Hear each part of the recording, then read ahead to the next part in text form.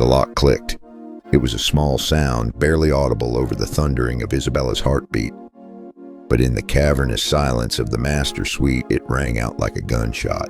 She spun toward the door, white lace skirts twisting around her ankles, and watched as Don Lorenzo Valente pocketed the ornate brass key with the same unhurried precision he'd used to sign their marriage certificate 3 hours ago. 3 hours. 3 hours since she'd become his wife. 3 hours since her father had kissed her forehead with trembling lips and refused to meet her eyes. 3 hours since she'd walked down an aisle lined with men in black suits whose eyes had followed her like vultures circling prey. And now she was alone with him. Lorenzo turned from the door and Isabella's breath caught. He was massive, not just tall but broad-shouldered in a way that made the custom-tailored tuxedo look like barely contained power. His silver hair was brushed back from a face that might have been carved from granite, all hard angles and aristocratic planes, softened only by the neatly groomed beard that framed his mouth. In the amber glow of the suite's Tiffany lamps, that silver looked almost molten. He didn't smile. He never smiled. Isabella. His voice rolled through the room like distant thunder, low, controlled, inexorable. Come away from the wall. She hadn't realized she'd been backing up. Her shoulders hit carved mahogany paneling, and she pressed harder against it as if she could somehow melt through the wood and escape. The baby's breath woven into her bun, scattered petals onto her trembling shoulders. Please, the word came out broken. Please, I need more time. Lorenzo's dark eyes, almost black in this light, tracked over her with an intensity that made her skin prickle. But he didn't move closer. Instead, he reached up with one large, weathered hand and loosened his bow tie with a soft whisper of silk. The backs of his knuckles were scarred. She'd noticed that during the ceremony when he'd slipped the platinum band onto her finger with hands that dwarfed hers. Hands that could break her without effort. Time, he repeated as if tasting the word. He shrugged out of his tuxedo jacket and draped it over the back of a burgundy leather armchair positioned near the room's fireplace.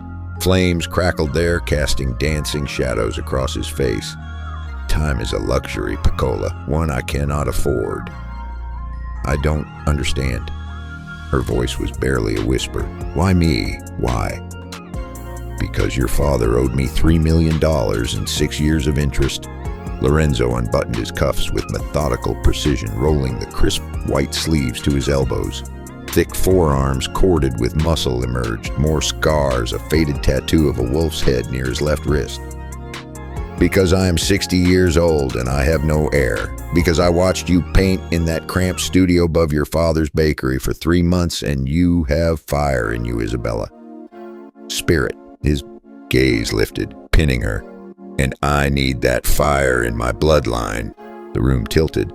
Isabella's fingers clawed at the paneling behind her, nails catching on the carved acanthus leaves. You watched me? I protect my investments. He moved then, not toward her, but toward a crystal decanter on the sideboard. Amber liquid sloshed into a tumbler.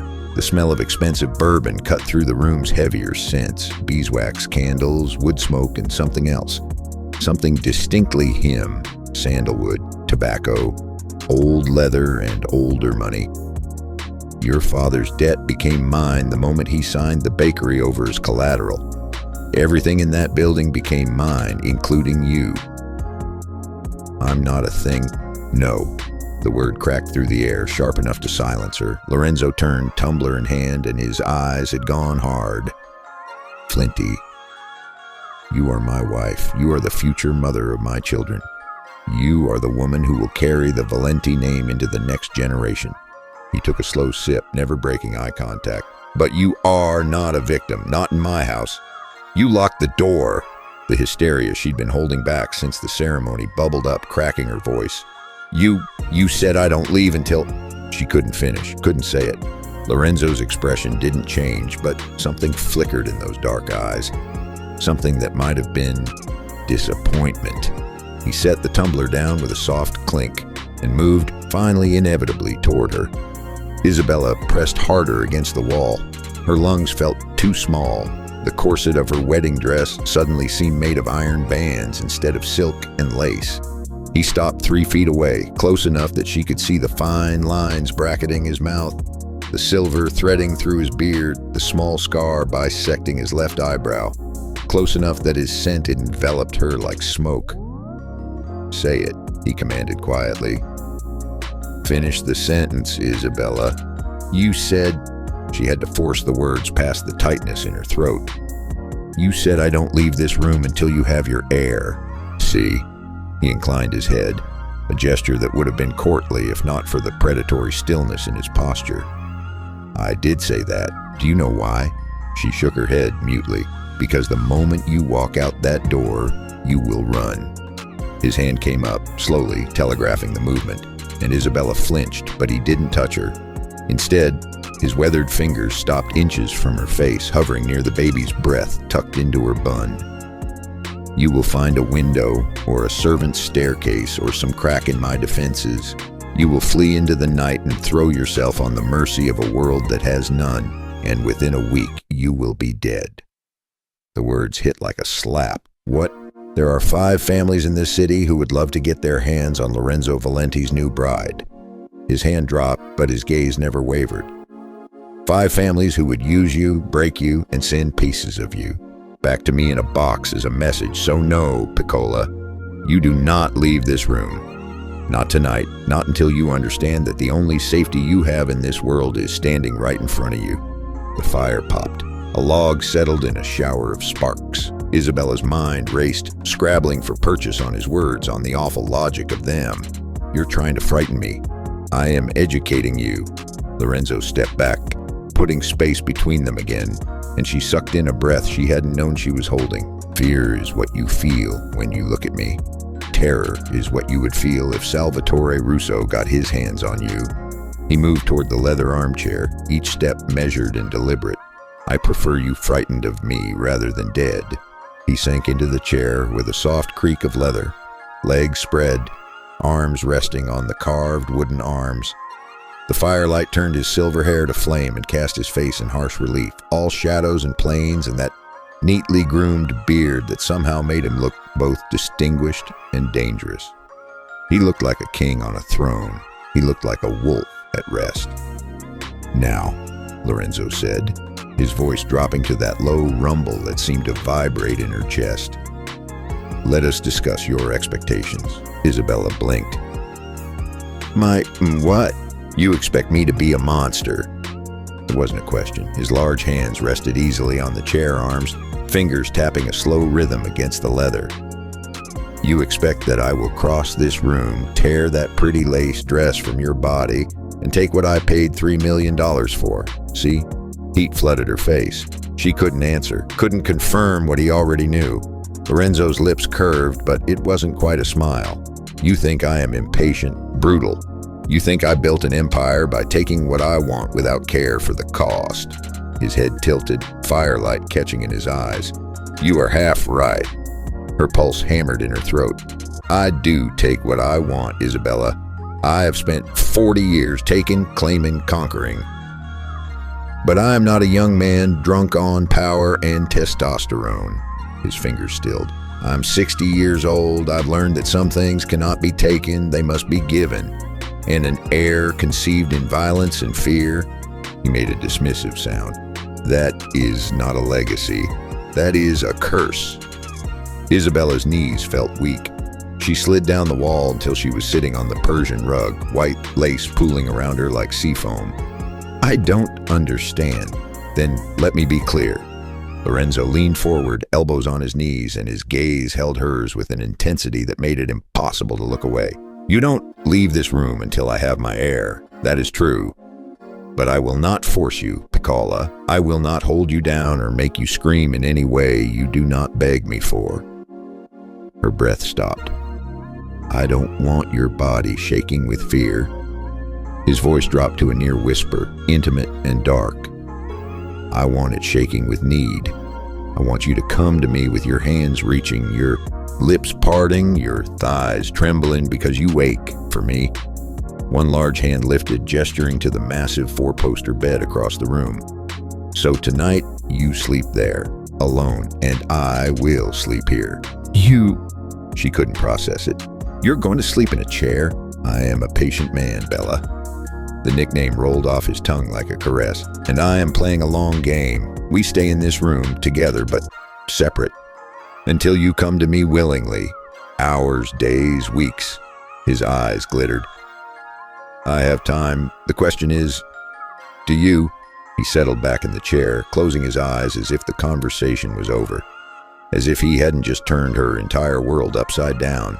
The firelight played across his features, softening the hard lines, highlighting the silver in his beard. He looked almost peaceful. Isabella sat frozen on the floor, wedding dress wrinkled, baby's breath falling from her hair, staring at the man who owned her, body, future, and freedom, and realizing she'd been prepared for a monster. But Lorenzo Valente was something far more dangerous. He was a strategist, and she was trapped in his game. Hours later, she didn't know how many, the fire had burned down to embers. The suite had grown cold. Isabella lay rigid in the massive bed, still wearing her wedding dress. Because she'd been too afraid to undress, too afraid to move, too afraid to even breathe wrong. In the leather armchair by the dying fire, Lorenzo Valente slept. His chest rose and fell in the deep, even rhythm of true rest. His head was tilted slightly to one side, exposing the strong column of his throat. One large hand hung over the chair arm, fingers relaxed, that wolf tattoo visible in the ember glow. He looked human, vulnerable even, but Isabella knew better now. She stared at him through the darkness, at this silver-haired wolf who'd backed her into a corner, not with violence, but with patience, and felt something shift in her chest, not fear, though that was still there. Not attraction, though she couldn't deny the pull of his dark magnetism. No, this was something colder, sharper, recognition. She was trapped, but so was he. And in this locked room, in this game of wills, only one of them could win. Isabella pulled the silk coverlet up to her chin and closed her eyes. Tomorrow she would find a way out. Tonight she would survive. The wolf slept on, and the bride did not. 3 days earlier. The gallery smelled like failure. Isabella noticed it the moment she pushed through the heavy glass door, that particular scent of desperation masked by lemon polish and fresh flowers. Her father had positioned vases of lilies on every available surface, their cloying sweetness unable to cover the mustiness of unsold canvases gathering dust in the back room. "Bella, grazie a Dio." Antonio Rossi emerged from his cramped office, wiping his palms on his slacks. The gesture made her stomach clench. Her father only fidgeted like that when the creditors called. "You came. You said it was important." She set her portfolio case down carefully, trying not to look at the empty walls where her mother's paintings used to hang. "They'd sold those 6 months ago. You said there was an investor interested in my work." Something flickered across her father's face, too quick to catch, gone before she could name it. Yes, an investor. Very important man, very..." He trailed off, gaze sliding to the grandfather clock in the corner. "He should be here any moment. Bella, I need you to understand." The door opened. The temperature in the room dropped. Isabella felt it before she saw him, a shift in the air pressure, a sudden heaviness that made her lungs work harder. Her father went rigid, his fidgeting hands falling still at his sides. Even the dust motes seemed to stop their lazy drift through the afternoon sunlight. Then Lorenzo Valente stepped into the gallery, and the world narrowed to the space he occupied. He wore black. Not the soft black of mourning or the casual black of artistic pretension. This was the black of expensive Italian wool, perfectly tailored to shoulders that seemed to fill the doorway. His silver hair was immaculate, brushed back from that severe face, and his beard caught the light like frost on steel. But it was his presence that stole the breath from her lungs. He didn't walk so much as prowl, each step measured and purposeful.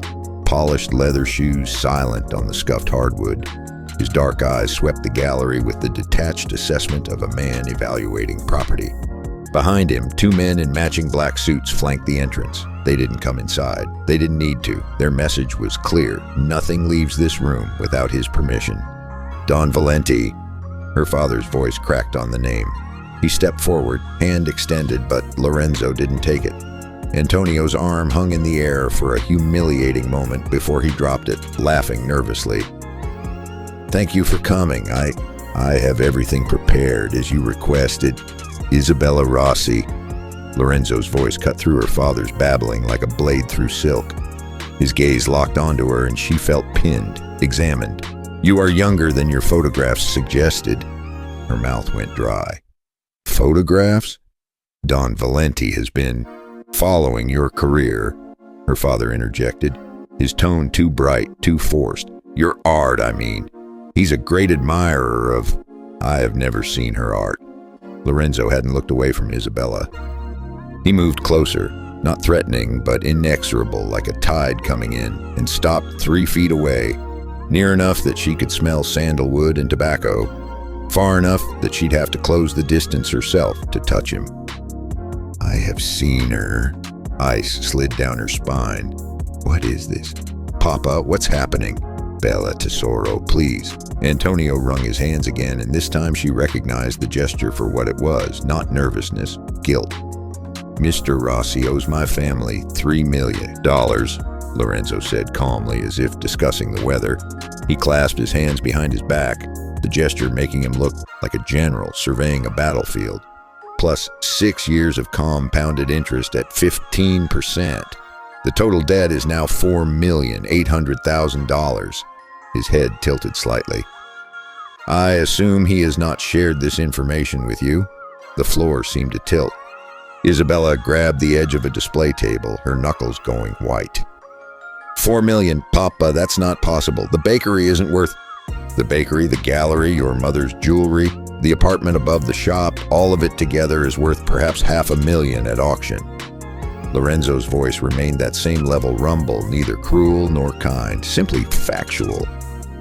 Your father's been borrowing from me for 6 years, first to keep the bakery afloat, then to open this gallery, then to pay the previous loans. His lips curved in something that wasn't quite a smile. It is a very common story. I was going to tell you, Antonio whispered. His eyes were red-rimmed. Bella, I swear I was going to... When?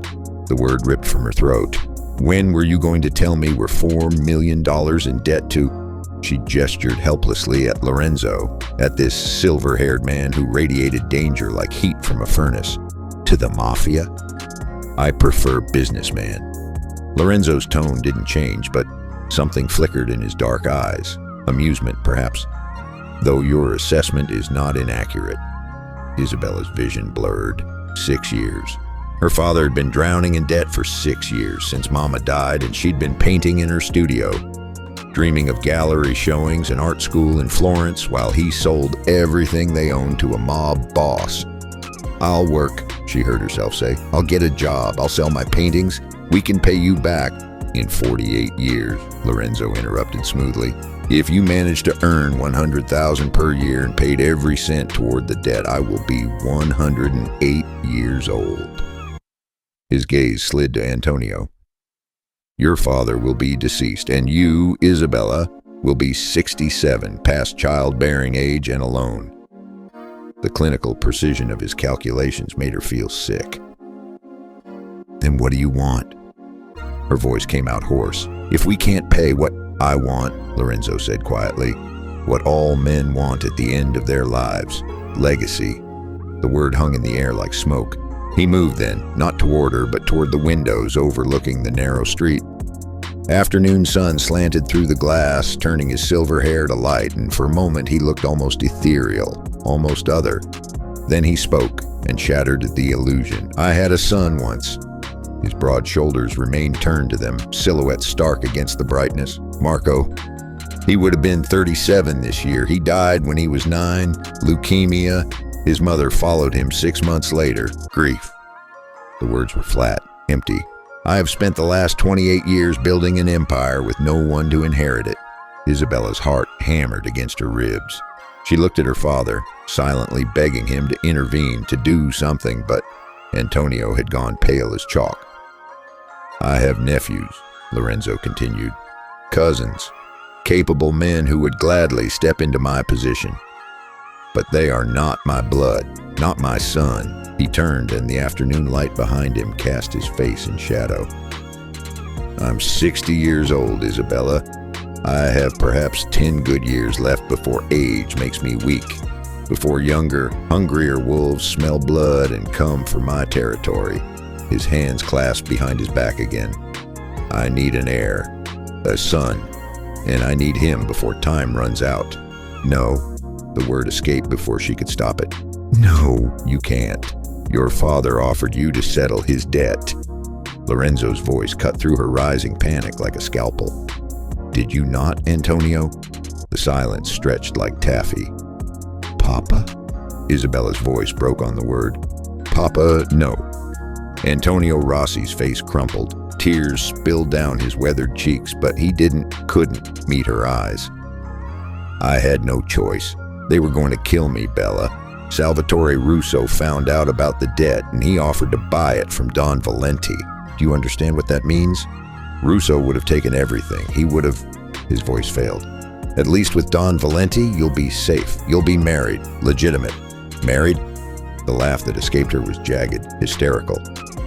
You're selling me like livestock. I am offering you a contract, Lorenzo corrected. He reached into his jacket and withdrew a folded sheaf of papers, setting them on the display table between them. Marriage. Full legal protection under my name. Unlimited resources. In exchange, you will bear me a son, an heir, and remain my wife until my death. His dark eyes found hers. At which point you will inherit 20% of my estate and full custody of any children. You will be a very wealthy widow, Isabella. She stared at the papers, at the neat legal text that reduced her entire future to clauses and signatures. And if I refuse, then your father dies. Lorenzo said it without inflection, without mercy. Salvatore Russo will purchase his debt by midnight tonight. Within a week, Antonio Rossi will be found in the river with his throat cut. You will be taken to pay off the remainder of the debt in other ways. He paused. I'm told Russo's brothels in the Port District are particularly unpleasant. The room spun. Isabella gripped the table harder, her nails digging into the wood. This couldn't be happening. This was insane. This was... I don't need your money, Lorenzo continued, his tone conversational, almost gentle. I need your womb, your youth, your fertility. He gestured to the papers. This is a business transaction, Isabella. I am purchasing your reproductive capacity for a period of, optimistically, 5 years. In return, you receive my name, my protection, and financial security for the rest of your life. You're talking about me like I'm a broodmare. I am talking about you like a valuable asset. His gaze didn't waver. Which is more respect than you will receive from any other man in my world.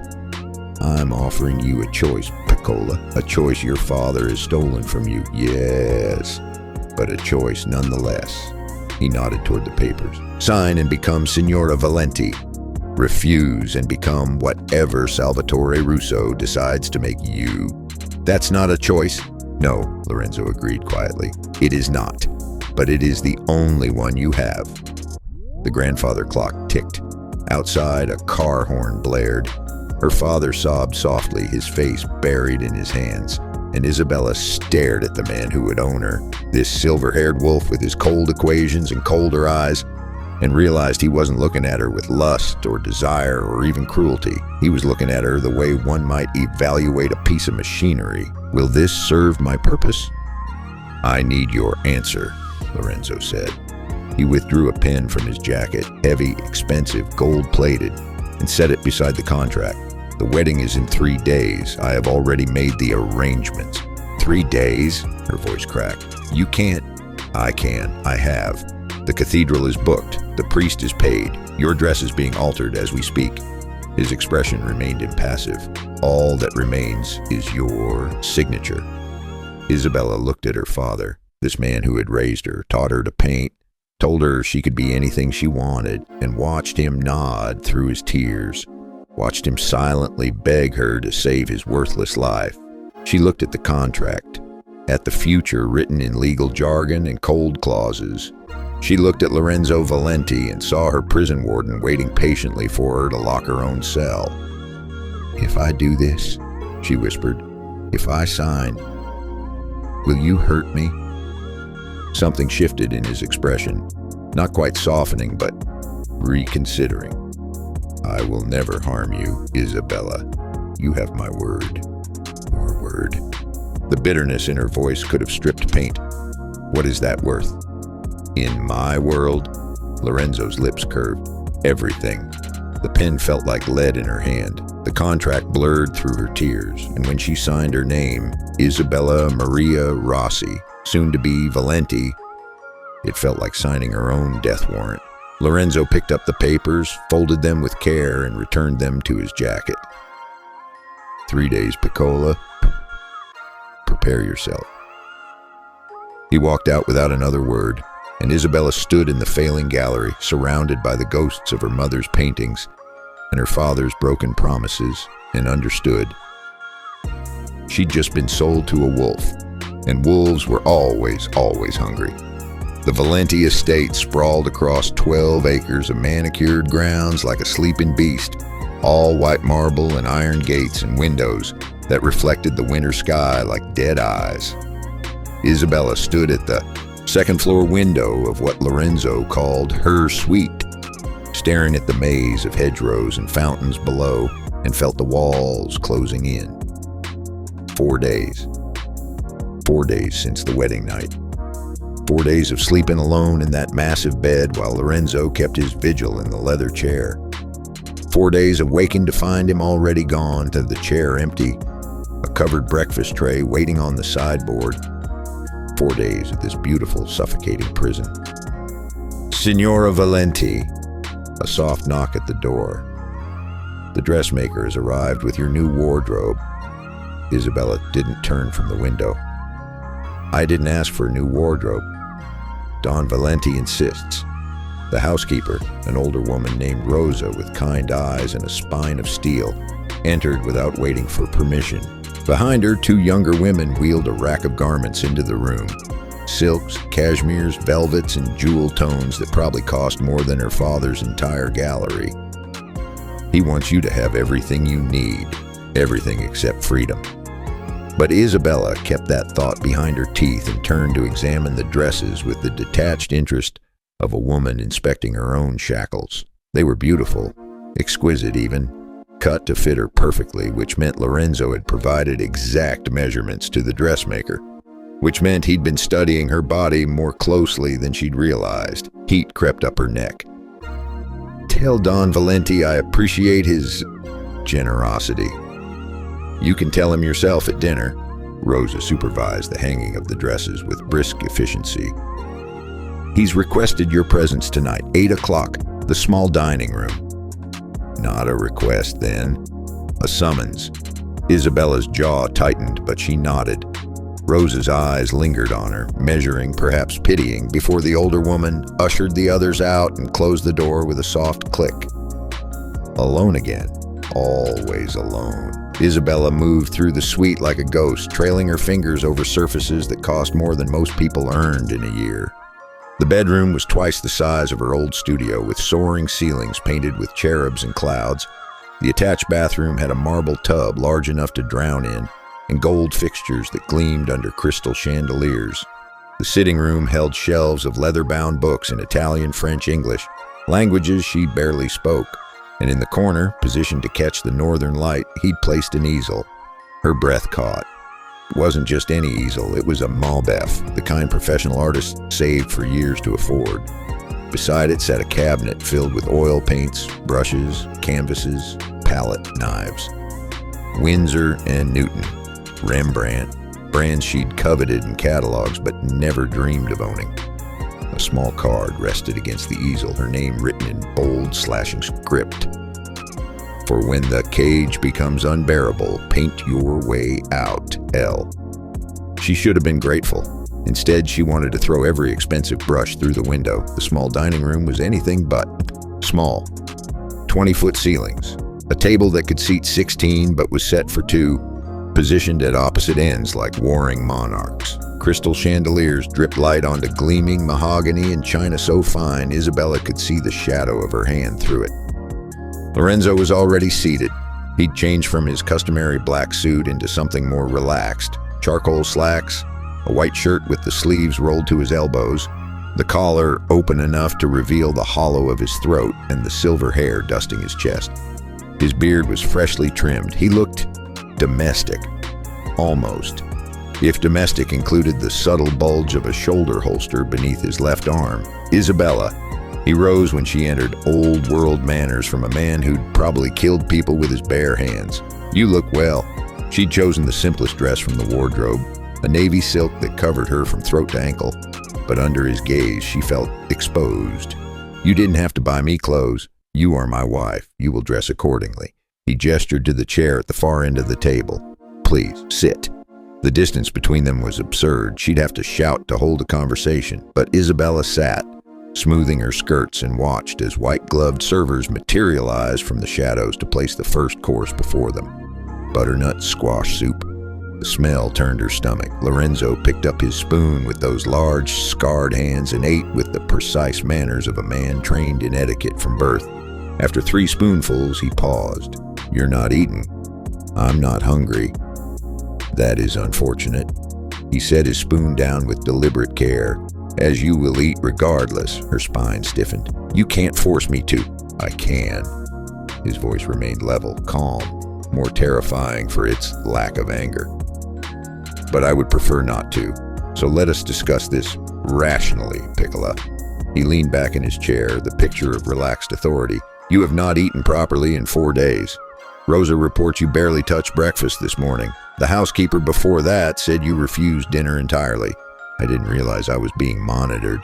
You are my wife. Everything you do is monitored. Lorenzo reached for his wine glass, a heavy crystal goblet filled with something deep red. Your health is not your own anymore, Isabella. It is mine. Because your body will carry my heir, and I cannot allow you to damage what belongs to me. The casual possession in his words made her want to scream. I'm not a vessel for your... Yes, he interrupted quietly. You are. That is precisely what you are. He took a slow sip of wine, his dark eyes never leaving hers. I did not marry you for your sparkling conversation or your artistic soul. I married you because you are 19, healthy, and fertile, because your body can give me what I need.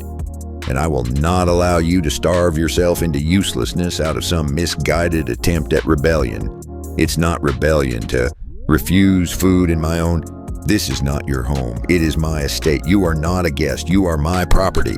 The words landed like blows, each one precise and devastating. And property that does not perform its function becomes expendable. The threat hung in the air between them. Isabella's hands trembled in her lap. She wanted to throw the soup in his face, wanted to overturn the table, shatter the crystal, tear the paintings from the walls. But she did none of those things, because men like Lorenzo Valente didn't make idle threats. She picked up her spoon. The soup tasted like ash, but she swallowed it down. One spoonful, then another. Lorenzo watched each one disappear with the satisfaction of a general winning a bloodless battle. Good girl, he murmured. And Isabella hated how those 2 words made something clench low in her belly. She ran at midnight. The estate slept, or pretended to, beneath a sliver moon. Isabella had watched the guard rotations from her window for 3 nights, memorizing patterns, waiting for the gap. When it came, she moved. Down the servants' staircase, through the kitchen that smelled of tomorrow's bread, out the side door that one of the younger maids always left unlocked for her forbidden cigarette breaks. The winter garden stretched before her, an elaborate maze of topiary and dormant rose bushes, gravel paths crunching beneath her stolen shoes. She'd changed into dark clothes from the back of her wardrobe, things too plain for Lorenzo's taste, but perfect for disappearing into shadows. The gate was 100 yards away. Wrought iron, 12 feet tall, but she'd seen the gap where the hedge grew close enough to climb. She could make it. She would make it. 50 yards, 25. Her lungs burned, her legs screamed, but freedom was right there. She reached the gate and stopped dead. Lorenzo leaned against the iron bars, one ankle crossed over the other, perfectly relaxed. A thin cigar glowed between his fingers, smoke curling up to dissipate in the winter air. He wore black. Of course he wore black. And his silver hair caught the moonlight like a beacon. He wasn't even breathing hard. "47 minutes," he said conversationally, taking a drag from the cigar. "That's how long it took you to decide running was worth the risk. I had a wager with myself. I thought you'd last an hour." His dark eyes found hers through the darkness. "I'm disappointed, Piccola." Isabella's heart hammered against her ribs. She spun, looking for another route, another gap, another... There isn't one. Lorenzo pushed off the gate with lazy grace. "I've owned this property for 30 years, Isabella.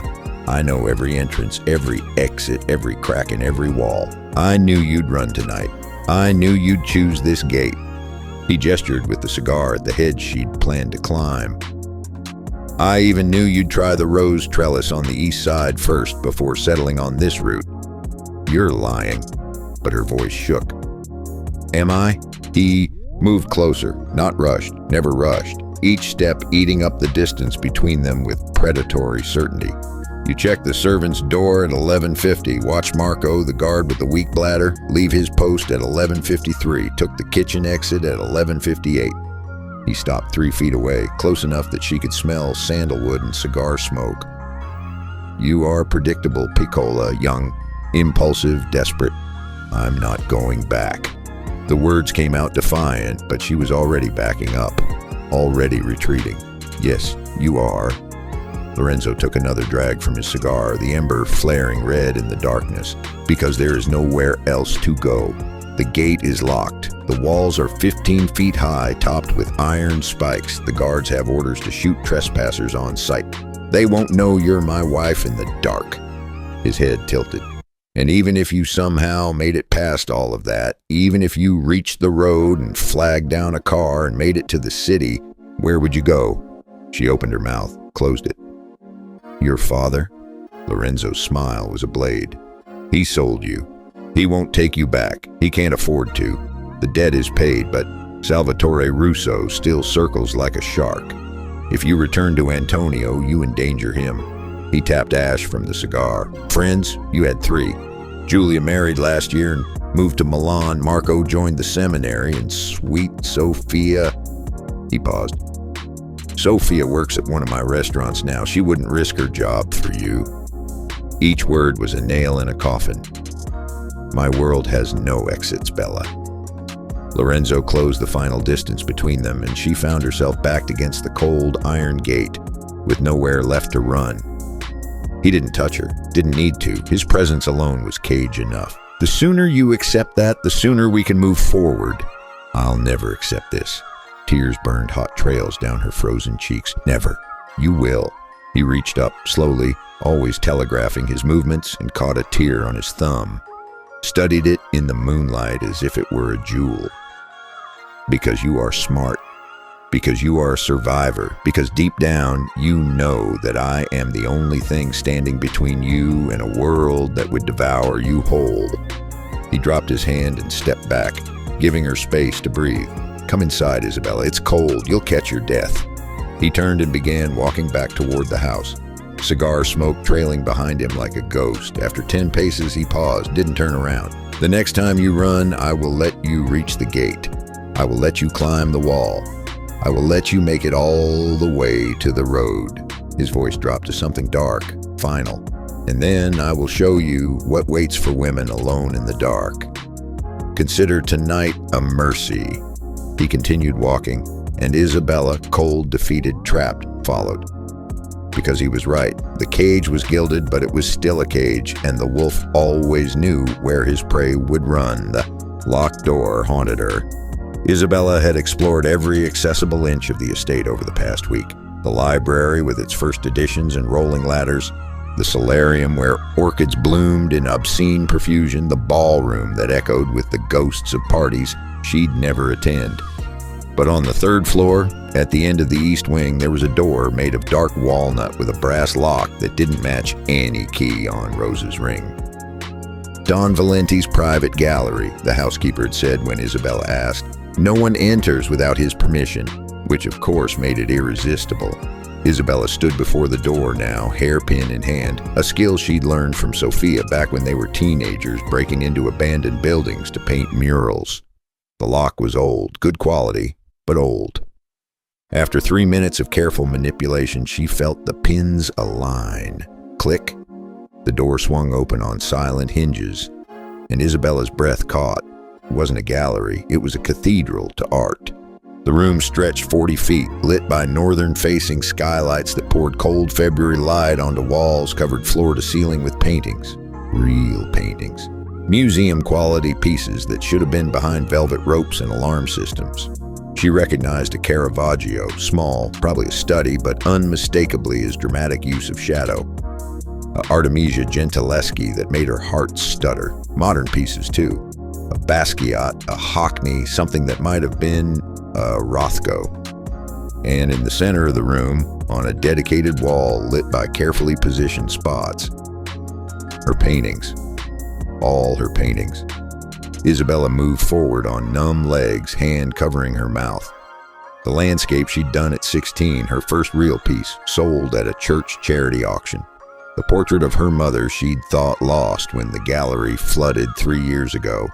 The abstract series she'd created during her angry phase, all slashing reds and blacks that an anonymous buyer had purchased for twice her asking price. Anonymous, Lorenzo. He's been collecting you. The voice from the doorway made her spin, heart in her throat.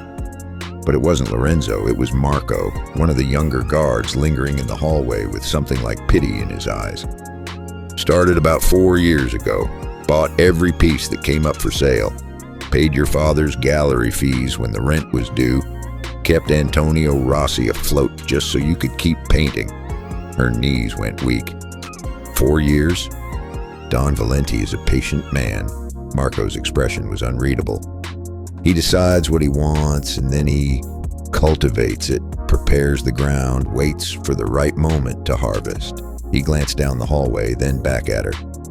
You should go. He doesn't like people in his private spaces. But Isabella couldn't move. She stared at her own work, at the pieces she'd poured her soul into, never knowing they were being cataloged and collected by a silver-haired wolf planning her future, and felt something crack open in her chest. Not anger, not anymore, fear. Because this wasn't the impulse of a man who'd accepted a business transaction. This was obsession. This was years of watching, waiting, wanting, and she'd walked into his trap thinking she understood the game. She'd understood nothing.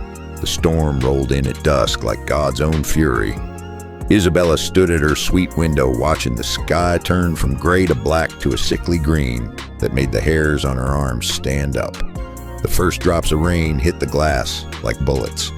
Then the wind came, howling through the estate's eaves, bending the ancient oaks until they looked like they'd snap.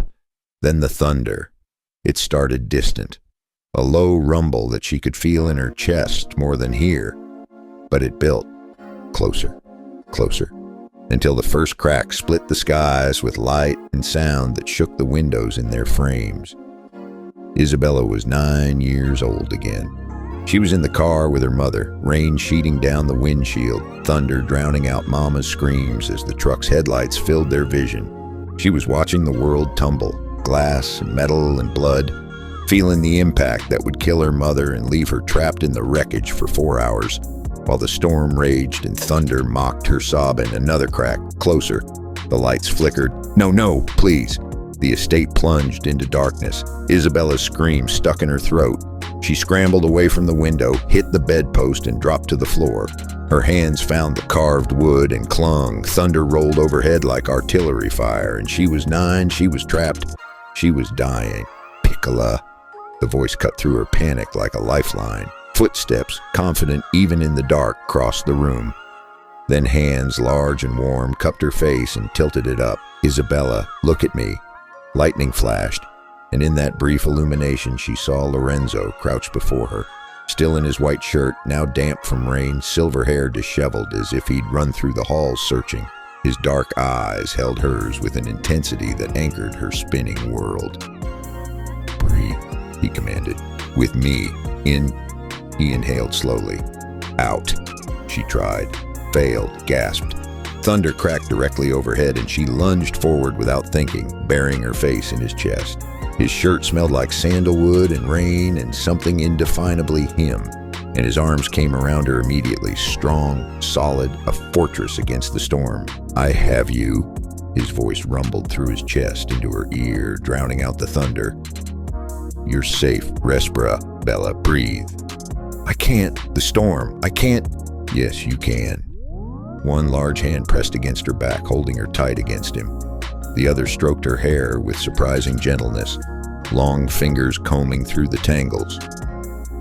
The building is stone, 3 feet thick. It has stood for 200 years through worse storms than this. You are safe. My mother, the words choked out between sobs. The accident, thunder. His hand stilled for just a moment, then continued its slow, soothing rhythm. When? I was 9. Car accident, storm like this. She died. I was trapped. Lightning flashed again, and Isabella pressed closer, needing to disappear into his strength. 4 hours. Thunder the whole time. I thought I was going to die too. Dio mio. Lorenzo shifted, and suddenly she was being lifted, cradled against his chest like a child as he moved through the darkness with the sure-footedness of a man who knew every inch of his domain. Why did no one tell me this? Why would they? Her fingers clutched his shirt. Why would you care? He didn't answer. Instead, he carried her to the massive bed and settled onto it, back against the headboard, with Isabella still wrapped in his arms. She should have pulled away. Should have demanded he leave, that she could handle this herself, that she didn't need. Thunder boomed. She burrowed closer, and his arms tightened reflexively. I care, he said quietly, because you are mine. Your fear is mine. Your pain is mine. Everything that affects you affects the mother of my future children. His hand resumed stroking her hair, each pass slow and deliberate. And I protect what is mine, Piccola, even from memories. The storm raged outside, rain lashed the windows. But here, in the circle of Lorenzo's arms, Isabella found an unexpected shelter. His heartbeat was slow and steady beneath her ear, the rhythm of a man unbothered by chaos. His warmth seeped through her thin nightgown, chasing away the cold that had nothing to do with temperature. He was safe. The realization hit her like lightning. This man who'd bought her, trapped her, claimed ownership of her body and future. He was the safest thing in her world because he wanted her safe. Needed her whole and healthy and alive. His obsession, his need for an heir, had become her shield. Tell me about the paintings, she whispered. Distraction. She needed distraction from the thunder. Marco said you've been collecting them for 4 years. Lorenzo's hand paused mid-stroke. Marco talks too much. 4 years, Lorenzo. Before the debt, before the contract. She tilted her head back to look at him, and lightning illuminated his face, all hard angles and that silver beard, but something softer in his eyes. Why? He was silent for so long she thought he wouldn't answer. Thunder rolled and his arms tightened, holding her through the flinch. Finally, I saw you paint once. 5 years ago, I had business with your father. He was borrowing money for the first time. I went to the bakery and found you in the studio above, covered in paint, so focused you didn't notice me watching. His voice dropped to something almost wondering. You were creating a sunset, all these oranges and pinks and purples that shouldn't have worked together but did, and you looked alive, more alive than anyone I'd seen in years. Isabella's breath caught. I asked your father about you. He said you wanted to study in Florence, that you dreamed of galleries and exhibitions. Lorenzo's thumb traced slow circles on her shoulder blade. I bought that sunset painting, hung it in my office, and every time I looked at it, I thought, this is what I'm missing, this fire, this passion, not in art, in blood. So you decided to own me. The bitterness in her voice was automatic. So I decided to cultivate you. His correction was gentle but firm. I kept your father afloat, bought your paintings so you could keep creating, watched you grow from a girl into a woman who paints like she's trying to set the canvas on fire. His hand cupped the back of her head, holding her gaze. And when the time was right, when the debt finally exceeded what Antonio could pay, I claimed what I'd been nurturing for years. It should have horrified her, should have sent her scrambling away from this admission of calculated obsession. But the thunder crashed and Isabella pressed closer instead, seeking the warmth and solidity that kept the darkness at bay. That's insane? Yes. No denial, no justification, just acceptance. But sanity is for men with time to waste. I have 10 years, Piccola, maybe less, and I will not waste them. The storm began to fade, thunder growing distant, rain softening to a steady drum, but neither of them moved. Isabella lay against Lorenzo's chest, listening to his heartbeat, feeling his fingers in her hair. His other hand had settled at the small of her back, a warm weight that somehow felt less like ownership and more like belonging. Your private gallery, she murmured, exhaustion tugging at her. The locked room. Why keep it locked if you wanted me to see? I didn't want you to see. His voice rumbled through his chest. I wanted you to find it, to break in rebellious and curious, to understand that I've been yours as much as you've been mine, even before you knew my name. Her eyes drifted closed. That's still insane. See, she felt his lips brush the top of her head, so brief she might have imagined it. Sleep, Isabella. The storm is passing, and I will keep watch. She should have fought it, should have pulled away, reclaimed her space, rebuilt her walls, but exhaustion and adrenaline crash and the inexplicable rightness of being held by this silver wolf pulled her under. Her last conscious thought was that his hand in her hair felt like a promise, and Lorenzo, who had spent 5 years planning, $3 million buying, and 4 days waiting, sat in the darkness holding his wife as she finally surrendered to sleep in his arms, and felt something shift in his chest. It wasn't about the heir anymore. It had stopped being about the heir the moment she'd buried her face against him and trusted him to chase away her demons. This was something more dangerous. This was wanting, not her womb, not her youth, not her ability to give him a legacy. Her. Outside, the storm faded to silence. Inside, Lorenzo Valente, who had not held a woman in tenderness for 28 years, stroked his wife's hair and felt the ice around his heart begin impossibly to thaw.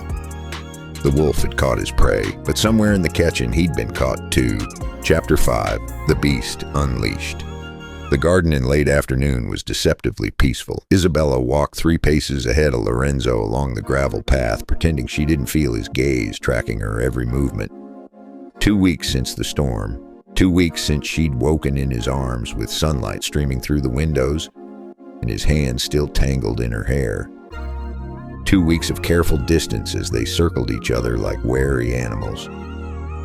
But he'd asked her to walk with him today, and she'd said yes. The roses will bloom in April, Lorenzo said from behind her, his voice that low rumble that had become familiar, comforting even. My mother planted them, 40 varieties. This whole section will be red and white and pink. Isabella trailed her fingers along the dormant bushes, their thorns catching at her sleeve. Did she like gardens? She loved them. Said they were proof that beautiful things could grow from blood and thorns. A pause. She would have liked you. The words settled warm in her chest. Isabella turned to respond, to ask about his mother, about the woman who'd raised this complicated wolf. When Lorenzo's entire body went rigid, his hand shot out, catching her wrist in an iron grip. Inside, now. What? The first gunshot answered her question. It came from the eastern wall, a sharp crack that sent birds exploding from the trees in a panicked cloud. Then another. The rat-a-tat of automatic weapons fire that Isabella had only heard in movies. Lorenzo moved. One moment he was 5 feet away. The next he'd spun her behind him, his body a wall of muscle and expensive wool between her and the direction of the gunfire. His hand went to the small of his back, emerged with a matte black pistol that looked like an extension of his arm. Russo, he growled, not to her, into a device at his collar she hadn't noticed. East wall breach. Get Bella to the safe room, now.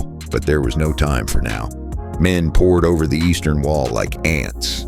6, 8, 10 of them in dark tactical gear. One of Lorenzo's guards went down with a red bloom spreading across his white shirt, then another. The attackers moved with military precision, covering and advancing, their weapons trained on her. They're not shooting at you, Isabella gasped. The realization hit like ice water. They want you alive, me dead, and my empire in chaos. Lorenzo fired 3 times without seeming to aim. 3 attackers dropped. Standard hostile takeover. He grabbed her arm and hauled, nearly lifting her off her feet as he dragged her toward the hedge maze. Stay behind me. Do not look. Do not run. Capiche? She nodded mutely. They made it 10 feet before the world exploded. Black SUV crashed through the decorative iron fence bordering the garden, engine roaring, and 4 more men spilled out. One raised a rifle. Lorenzo's shot took him through the throat before he could fire. The man crumpled and Isabella's stomach lurched. She'd seen death on news broadcasts, in paintings, in her nightmares, but this was real. The wet sound of the body hitting gravel, the blood spreading like spilled wine, the way his fingers still twitched. Don't look. Lorenzo's free hand came up, palm covering her eyes, his body still shielding hers as he fired again. Twice, 3 times. Each shot precise, controlled. Keep your eyes closed, Piccola, I have you. But she could still hear. The grunt of a man taking a bullet, the metallic ping of a round hitting the stone fountain. Lorenzo's harsh breathing, not panicked, but focused, the sound of a predator in his element. And underneath it all, footsteps, too many footsteps, coming closer. Silver Wolf, a voice called out, accented, mocking. Hiding behind your putana, Salvatore sends his regards. Lorenzo's body vibrated with fury. His hand slid from her eyes to the back of her head, pressing her face into his shoulder. Whatever you hear, he murmured, voice gone dark and deadly. Remember that I promised never to harm you. Remember that I keep my promises. Then he let her go and became something else. Isabella kept her face buried in the sandalwood-scented fabric of his jacket, but she couldn't unhear what followed, the crack of bones breaking.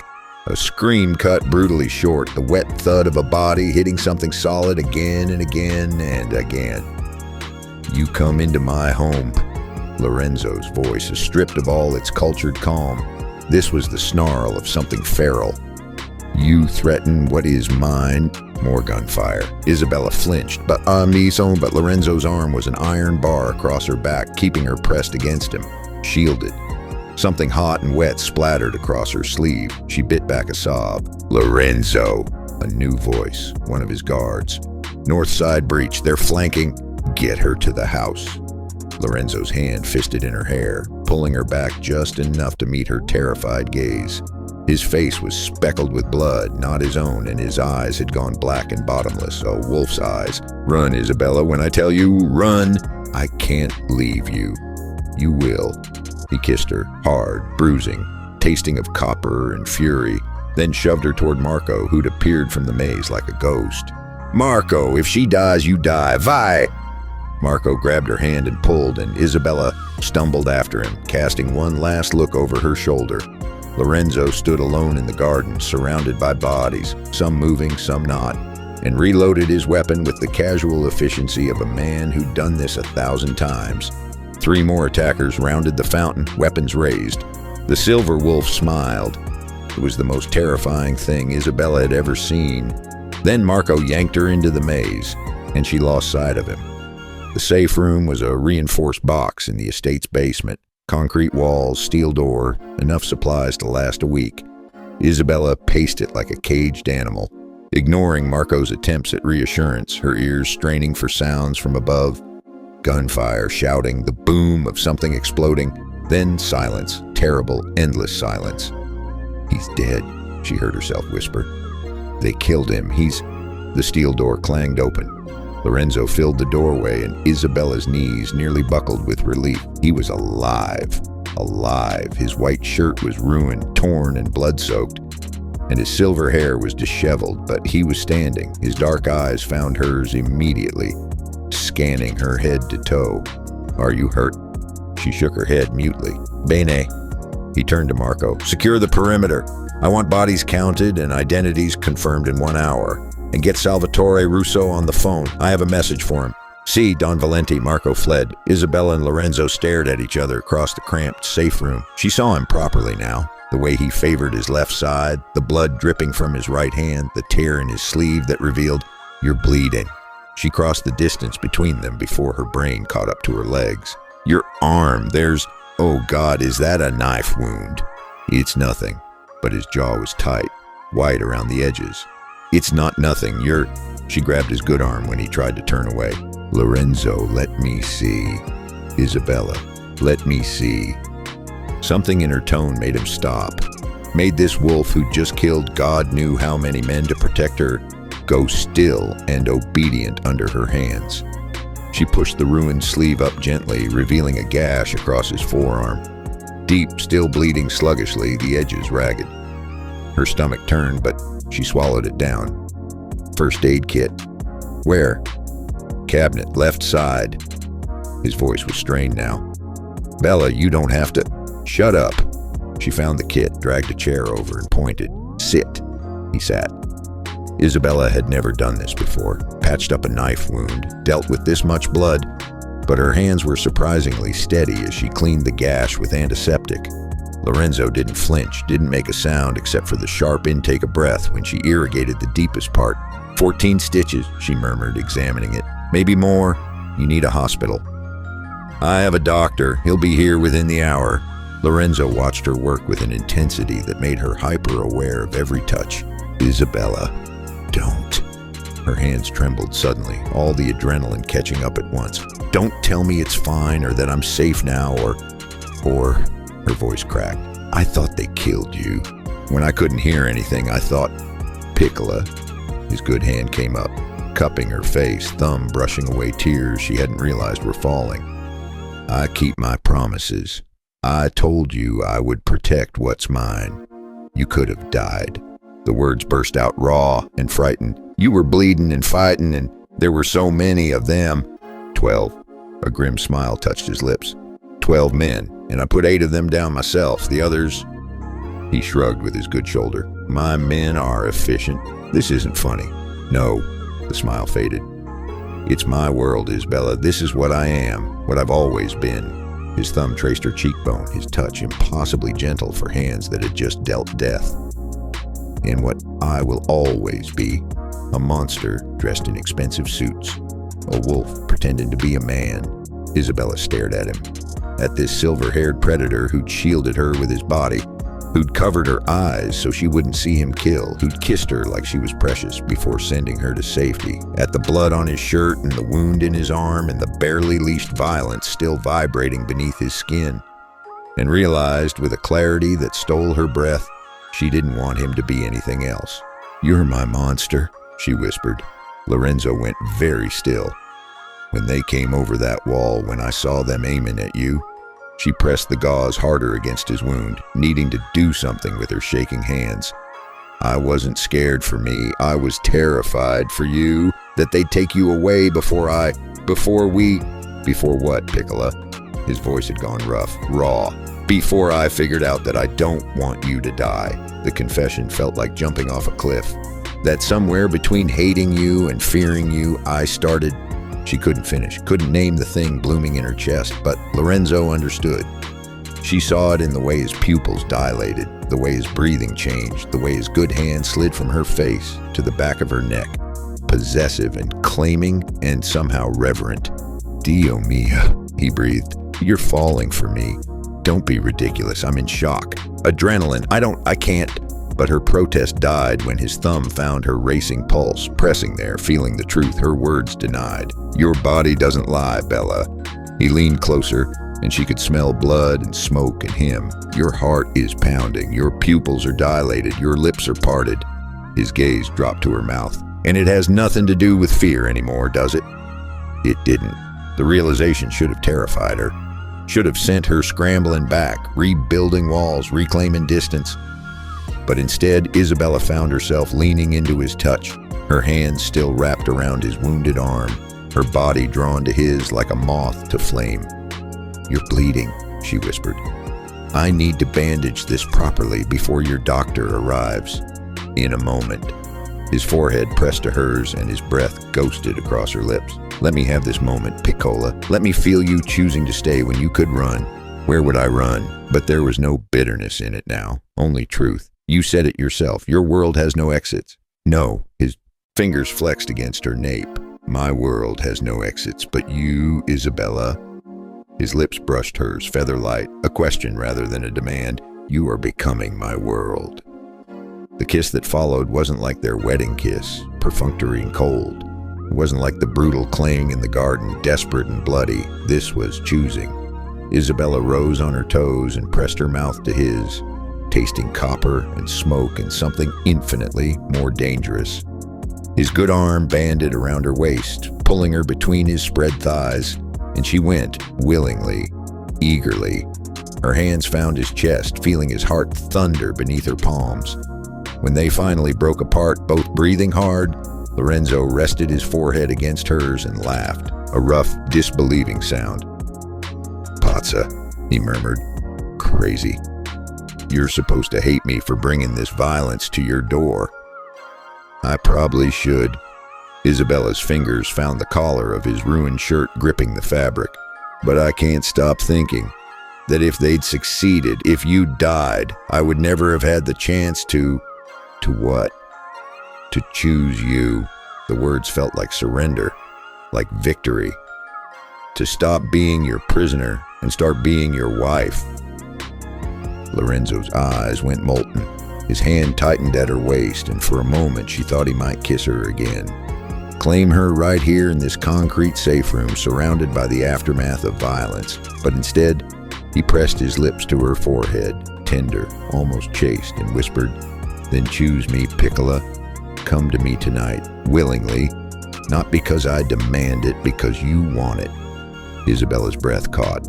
"And if I do, then I will worship every inch of you until you forget there was ever a world before us." His thumb traced her lower lip. "Until you understand that you were always meant to be mine, and I," his voice cracked just slightly, "was always meant to be yours." Footsteps thundered overhead. Voices called out, Lorenzo's men securing the estate. The real world crashed back in, but Isabella stood in the circle of the silver wolf's arms, his blood on her hands and his promise in her heart, and knew tonight everything would change. Tonight she would walk into his cage willingly, and God help her, she couldn't wait. That night, the master suite looked exactly as it had on their wedding night. Amber lamplight casting long shadows, fire crackling in the hearth, the massive four-poster bed waiting like an altar, but everything had changed. Isabella stood in the center of the room, wearing a silk robe the color of cream, her dark hair loose around her shoulders, her heart hammered against her ribs. But not with fear.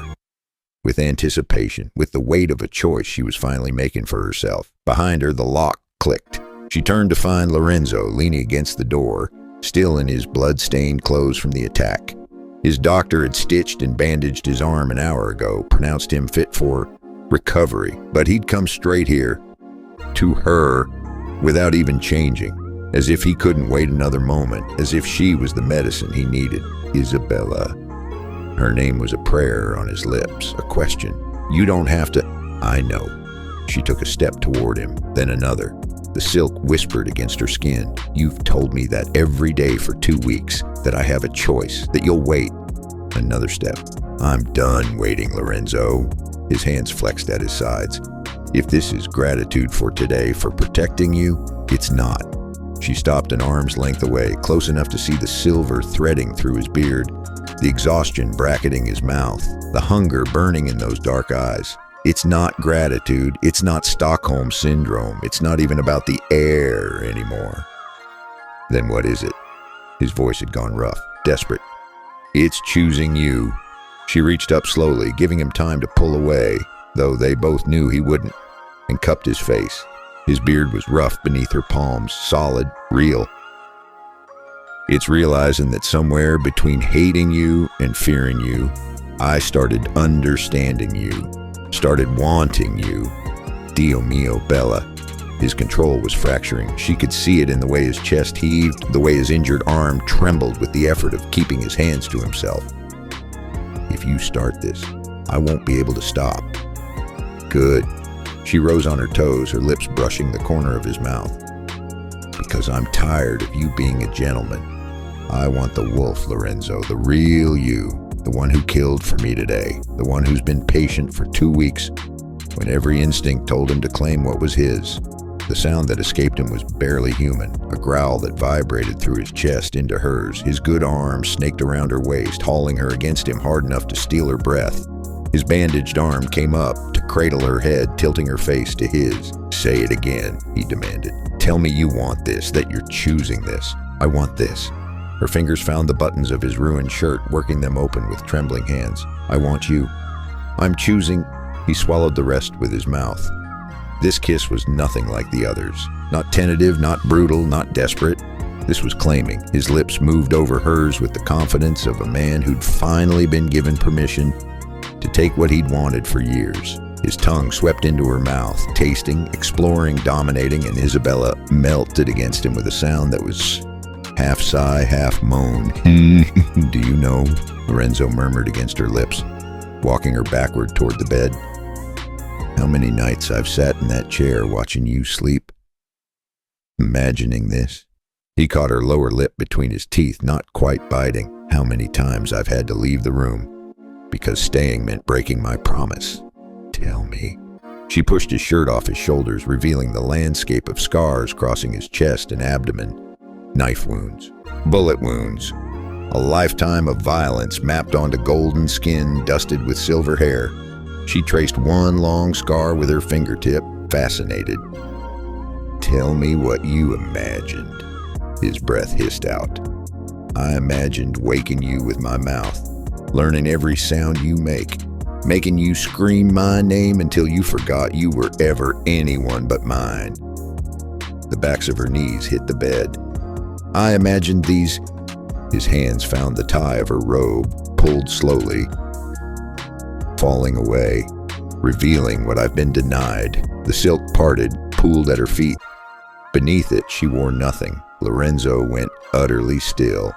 His gaze traveled over her like a physical touch, from her flushed face to her trembling shoulders, to her breasts rising and falling with each rapid breath, lower, taking in curves and hollows and the vulnerable expanse of pale skin that had never been touched by anyone but her. Perfetta, he breathed. You're perfect. I'm 19. Self-consciousness tried to creep in. I'm not. You've probably been with women who were more. No. He cupped her face with both hands now, ignoring the pull of his stitches, and the intensity in his gaze pinned her. I have been with beautiful women, experienced women, women who knew 1,000 ways to please a man. His thumb traced her lower lip. But I've never been with my wife, never had a woman look at me the way you're looking at me right now, like I'm not a monster, like I'm yours. You are. The truth of it settled in her bones. I don't know when it happened, but you are mine. He lifted her easily despite his injury and laid her on the bed like she was something precious, breakable. Then he stepped back and his hands went to his belt. Isabella's breath caught as he undressed. No hesitation, no shame, just the methodical removal of clothing until he stood before her completely bare, and she understood why they called him the Silver Wolf. His body was a contradiction, powerful shoulders and chest gone slightly softer with age, but still corded with muscle that spoke of discipline. His abdomen bore more scars, and his legs were thick with the kind of strength that came from a lifetime of standing his ground. And between them, heat flooded her face, but she didn't look away. Lorenzo's lips curved. Nervous, Piccola? Terrified, she admitted. But not of you, of not being enough. In one fluid motion, he was on the bed, caging her beneath his larger frame. His weight settled over her, careful not to crush, but enough that she felt surrounded, claimed. His scarred hands framed her face. Let me tell you what you are, he murmured, lips brushing her temple, her cheekbone, the corner of her mouth. You are the dawn after 40 years of darkness. You are the reason my heart still beats. You are the only thing in this world I would die to protect. He kissed her softly. And tonight, you are going to give me everything, and I am going to worship you for it. His mouth traveled lower, throat, collarbone, the valley between her breasts. Each kiss was deliberate, reverent. His beard scraped sensitive skin, sending shivers racing down her spine. When his lips closed around one nipple, Isabella arched with a gasp that became his name.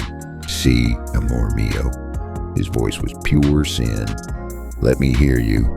Let me know I'm the only man who will ever make you sound like this. His hand traced down her side over the dip of her waist, the flare of her hip, lower. She tensed instinctively when his fingers brushed the inside of her thigh.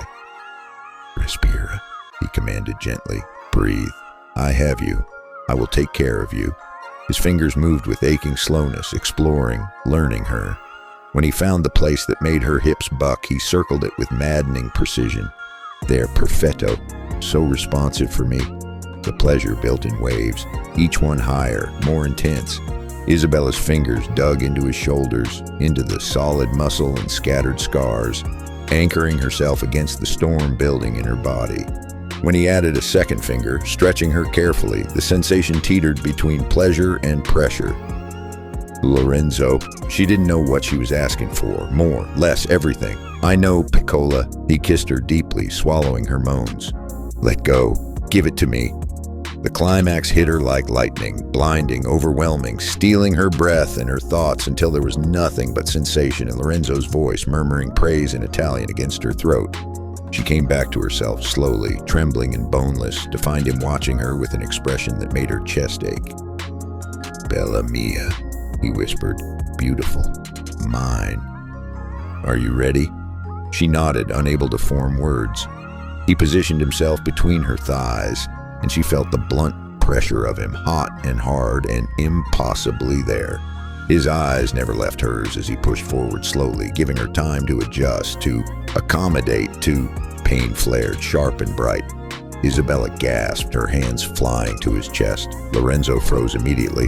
Breathe, he commanded, though his own breathing was ragged. Every muscle in his body was taut with the effort of holding still. The worst is over. Just breathe, amore. Let your body adjust. She did.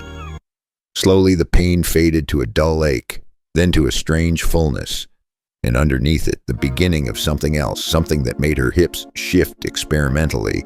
Lorenzo's control shattered with a groan. He moved, long, slow thrusts that built a rhythm older than words, each one deeper, each one striking something inside her that made stars burst behind her eyelids.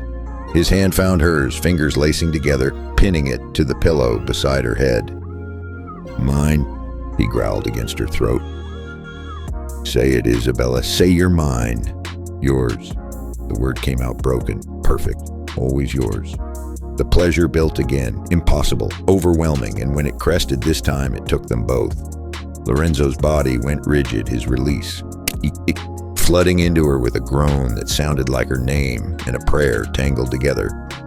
Isabella clung to him, feeling the tremors rack his powerful frame, feeling the moment his seed took root, a certainty that had nothing to do with logic and everything to do with knowing.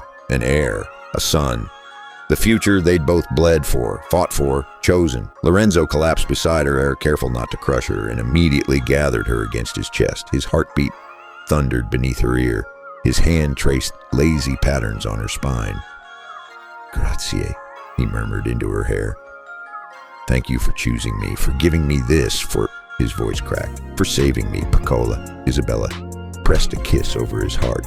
We saved each other, and in the amber lamplight, the wolf and his bride held each other.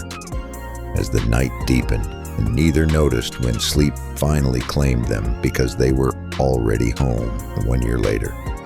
The estate in springtime was transformed, roses blooming in a riot of color, fountains sparked, sparkling in the afternoon sun, the air sweet with the scent of wisteria. Isabella stood at her studio window, brush in hand, adding final touches to a canvas that would hang in Milan next month. Her first gallery showing, under her own name, Isabella Valente, artist. But the painting could wait. From the garden below, she heard it. That sound that never failed to make her heart soar. Laughter. She set down her brush and moved to the window. There, on a blanket spread across the perfectly manicured lawn, Lorenzo Valente, don of the most powerful crime family in 3 provinces, the silver wolf, feared by men twice as young, lay on his back with a 6-month-old baby boy bouncing on his chest. Little Marco, named for the guard who'd saved her life, had his father's dark eyes and his mother's wild curls. He shrieked with delight as Lorenzo lifted him into the air, making zooming sounds, the picture of a man completely besotted. Heir mio figlio! Lorenzo's laugh was pure joy.